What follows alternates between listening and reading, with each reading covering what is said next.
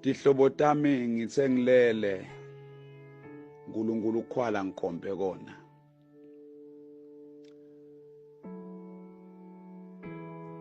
Ikakhulu ungikhombe kubantu labasinzisiwa ngikhomba nakubafundisi.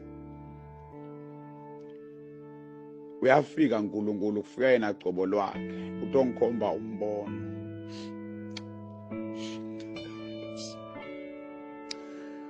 Nakangikhomba umbono uNkulunkulu ungikhomba indzaba yokuthi nabakithi bafundisi sibafundisi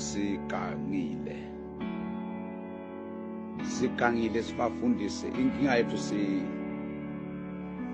sishumayelela imali siphethwe indlala.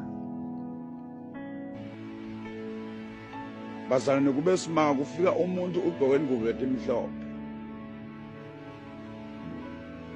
Lo muntu uvale umlomo kepha kuneliphimbo elikhuluma ngolengiliva mina avale lo mlomo bekangibuka nje kuphela. Lase lithi leliphimbo uyababona abantu abayezulwini ngilabanjani. Hawu ngamangala mina hawu angibaboni. Lo muntu akabuke kwathi vula emehlo ubuke. Ngavula emehlo ngabuka. Waphinzwa wangikhomba wathi uyababona abantu abangayizulwini labanjani. Ngathi mina ngiyababona Nkosi. Ngani labantu abakhuluma ngetulimi bathanaza baze bakhale bashumayela baze bakhale kani ngilabanjani. Wathi lalela kwekuqala ungathusa uthi umuntu ukhuluma ngetilwimi. Uyaprofeta. Uyafakaza. Ukhipha kweshumi.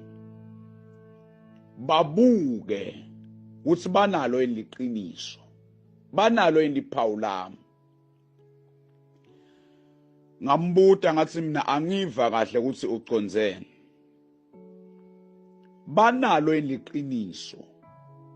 Banalo eliphawu lami. Wase uveta emagama lathi kimi tshela abantu hambisa lo mlayeto sitshela abantu bangahlobeli lelive. Tshela abantu bangahlobeli lelive. Sisaqoqa ngalabantu simna angeva kahle na uthi ngibaphi labayezulwini. Labantu bazalwane bafundisi nanonke lenikhona eSwatini nasemhlabeni wonke. Bebaduke kamnanzi. Baduke kamnanzi enhloko yabo kude ngisho munye. Loqhina etinele natinwele nadebelungu njawo masaloni. Bekude ngisho munye baduke kamnanzi babanengi labantu. Keja bebangasiba nengilokunganani bebangafiki ngisho u300,000. Kwase uthi ke lo muntu uyababona labafako bafaka ema-earpiece abayi kuNkulunkulu bayesogwini. Njani noma labantu bakhipha kweshumi banikela bathandaza benda yonke uthi bayatshelwa uthi abangahlobeli lelive mane abeva. Ngabuta ngathi ke ngento enjani. Wathi vuka nyalo nga3 isikhathi ngifikile kuwe ngikhulumile sengilakushiya. Sengiyahamba. Wangawudlulisi lo mlayeto. Dawugula kabuhlungu ziyokufa. Kwase kuyaveta kwetihlobo tami lokuthi labantu labadukele laba ngibona laba yaNkulunkulu bekude Kutex etingalweni tabo.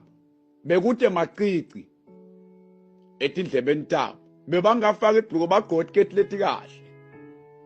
Leti ngaveti ngisho emathanga. Badukele kamnanzi. Bagqoke kamnanzi. Labantu bebahlabela Kamnanzi ukhumbula kwabo nje bengime phambi kwabo labo bantu ngishumayela ngibone kwehla umlilo ezulwini bagqwathiswa ngamoya ingcwele. Tehla tinyembeti wathi kimi labantu laba sekududane sibathole ukuphumula bakhandleka emhlabeni ngeja sekududane bathole ukuphumula. Wathi hambisa lo mlayeto kuthi abantu mabangahlobeli lelifa bafundisi shumayela nikonze akusilo lelivangeli elifunwa uNkulunkulu nilahlekile nitukile.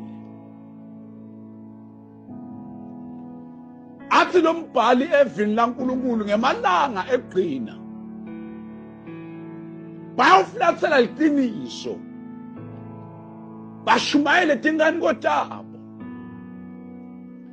emalangeni egqina baliflathele iqiniso bahlobile bahlobela lelive.